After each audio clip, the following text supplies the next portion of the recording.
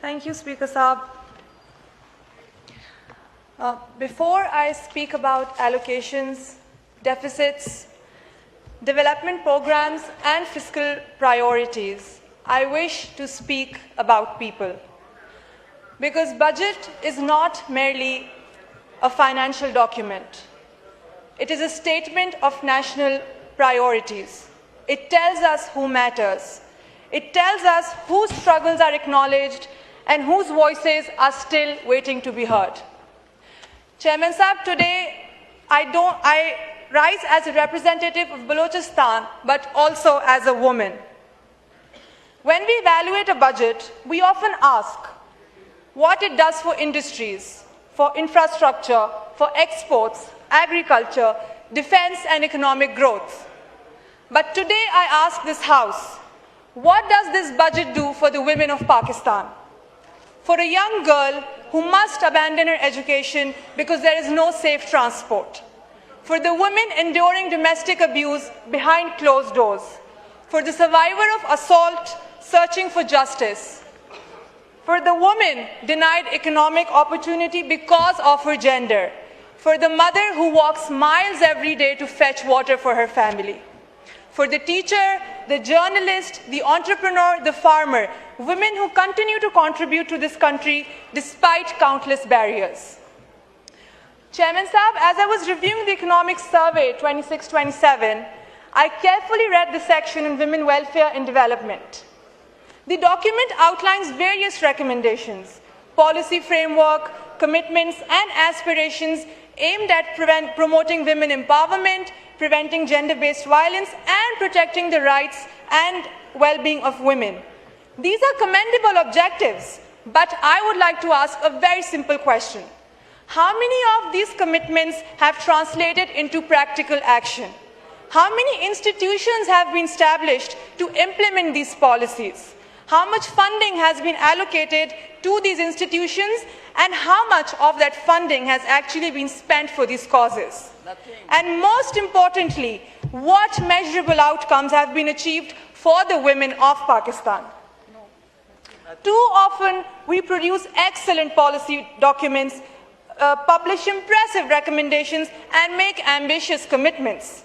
Yet, when we examine the reality faced by women on ground, there remains a painful gap between what is written on papers and what is experienced in practice.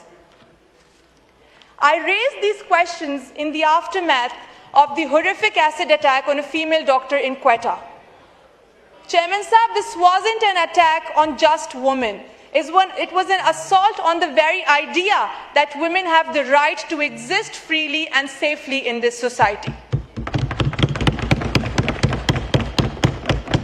The question before us is not how we condemn these incidents. The question is why we fail to prevent them. Pakistan has enacted laws addressing acid-related violence. We have even debated these issues in this House before. We have acknowledged the dangers, yet, despite legislation, women continue to suffer. Yeah, very bad. Shame.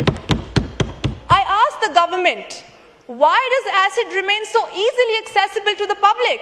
Shame. Why are there insufficient regulatory mechanisms governing the scale, storage, distribution, and purchase of corrosive substances? I fully recognize that industrial and commercial sectors require the legitimate use of such chemicals. But, Speaker Saab, legitimate industrial use cannot become an excuse for regulatory negligence. The government must move beyond condemnation and implement meaningful regulation. We need licensing requirements, mandatory record keeping. We need to monitor vendors and strictly penalize those who are making unlawful sales. And we need enforcement mechanisms capable of ensuring compliance. Speaker Saab, across Pakistan, countless women endure domestic abuse, physical violence, harassment at workplace. Some even face harassment at homes. There are forced marriages, honor-based violence, and psychological abuse. Many suffer in silence. Many never report what happened to them. Many are pressured into withdrawing their complaints. Many are denied justice even before they enter a courtroom, and many spend years trying to rebuild lives shattered by violence that should have never occurred in the first place. Therefore, I ask the government, when discussing women welfare and development, where are the budgetary allocations for survivors? Where are the safe shelters? Where are the crisis responsive shelters? Where are the trauma-informed counseling services? Where are the legal aid programs? Where are the rehabilitation and reintegration initiatives? Where are the economic empowerment programs that allow survivors to regain financial independence and build their lives with dignity? Speaker Saab, a woman escaping violence often requires far more than legal protection. She may require emergency housing, medical treatment, childcare assistance, financial support, and most importantly, she requires mental health support and long-term rehabilitation. Yet, very unfortunately, very disappointingly, I have to say this, in the previous budgets and in this budget, these essential services remain inaccessible to countless women survivors across Pakistan. On the subject of women welfare and protection, I would also like to draw the attention of this House to the National Commission on the Status of Women. How does the government explain the prolonged delay in appointing a chairperson for the NCW? How can we claim that women's welfare and protection remains a national priority when the very institution established to safeguard those interests remains headless for over 2 years? Who is ensuring institutional leadership, oversight, and accountability during this period? Where do the complaints, concerns, and recommendations of the women go? Who is responsible that the reports are acted upon and not just filed and put away? Speaker Saab, the true measure of a government's commitment is not in the number of policies it makes. It's in the number of women who are made to feel safe because of these policies. As I conclude, I wish to return to a simple but important truth. Budgets are not merely about numbers. They are about choices, about priorities, about the people of the nation. The future of Pakistan will not be secured by roads alone, not by buildings alone, nor by military strength alone. It will be secured when a girl in Khuzdar can pursue her dreams without fear.